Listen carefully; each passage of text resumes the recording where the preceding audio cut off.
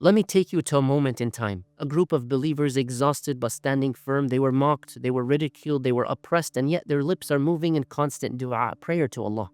رَبَّنَا آمَنَّا فَاغْفِرْ لَنَا وَارْحَمْنَا. Our Lord, we have believed, so forgive us and have mercy on us. Allah subhanahu wa ta'ala tells us there's a divine promise about these believers.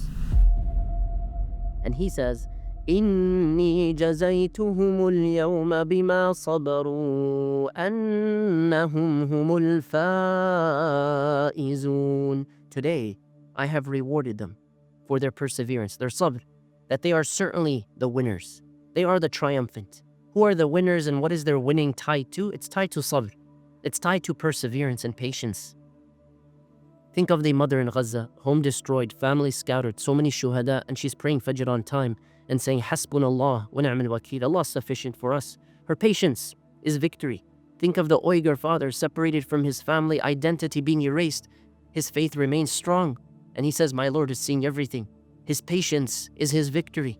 Think of the young Muslim student. She's wearing hijab at school and she's being mocked, called names, bullied. She's walking confidently and proudly. This is my crown. This is my submission to Allah. Her patience is her victory. And so when you think of the different companions of the Prophet ﷺ, sometimes you might think that's all they had to do. It's all about sabr or the battles they had to go through. But in fact, sometimes they joked around. As Al-Bukhari reports, and we know this from the companions, they used to sometimes joke, but they were serious when they had to be serious. So sometimes they joked and other times they took matters seriously, and this shows us the balance of the believer who's seeking the pleasure of Allah. Joy doesn't negate patience. Laughter, in a manner that is befit of the believer, does not weaken faith. Happiness doesn't diminish reward. So there are 4 guarantees. There's the regret scale. Think of this, the pain of discipline now versus the pain of regret later. Which one would you choose? There's also the pleasure scale, and both of these are important. That's when you think of the fleeting pleasure of sin versus the eternal pleasure of Jannah. Can you even compare the two? There's also the victory scale, the temporary hardship of righteousness, being a good Muslim, versus eternal celebration of success.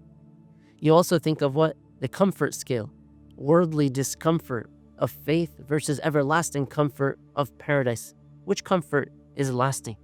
There are so many students around the world who have triumphed. They prayed on time, they fasted Ramadan, they're mocked for being Muslim, they struggled to get to where they are, and they held on to their faith in Allah subhanahu wa ta'ala, and Allah honors them. Allah subhanahu wa ta'ala raises their ranks. There's a businessman who lost many contracts in this country, lost a lot of deals because he doesn't want to deal with interest. Some of his business partners called him foolish. He stayed firm, and now alhamdulillah he runs a lot of successful halal investments. Allah blessed his patience even in this life. There's a single mother. She raises 3 children by herself. May Allah make it easy for all the single parents out there. And she never compromises her values. She works very hard. She prays even harder. Eventually, her children grew up to serve Islam, and Allah rewarded her for her patience. There are 3 different types of sabr, patience. Number 1 is patience in worship. This is, for example, the prayer that you pray. This is you giving charity. This is Fajr on time. This is fasting Ramadan. This is your good character and raising a Muslim child. Number 2, patience against sins. So you control your gaze, you guard your tongue, you protect your wealth from haram. Every resistance here is rewarded. Number 3 is patience, sabr, when it comes to trials, calamities. May Allah protect us all. So the one who lost a loved one, the failed business, the one under occupation and genocide, the one with a broken worldly dream, the tear that is preserved. And the believers always in this world, they face different types of mockery. فَاتَّخَذْتُمُوهُمْ سِخْرِيًّا. You made fun of them, Allah subhanahu wa ta'ala says. So what does this mean? Sometimes these mockeries, they attack people. They attack and test the soul like fire tests gold, and attacks your identity and questions your choices, challenges your worth. But patience turns these arrows into wings, and there's a global canvas of patience. Look around the world. Palestine endures. Syria is resilient. You look at Bangladesh, you look at Afghanistan, you look at Yemen. We ask Allah to protect our brothers and sisters in every land and every place in which His name is mentioned. Every testament is a victory. All of that patience will be rewarded. Abdullah bin Mas'ud radiyallahu anhu, he says, there is no comfort for the believer until meeting Allah. So think about it. This world is not intended to be Jannah, that kind of comfort. It's not intended to be the final home. The journey isn't the destination. Sometimes people get frustrated because that's what they want this world to be. That's what they're chasing after.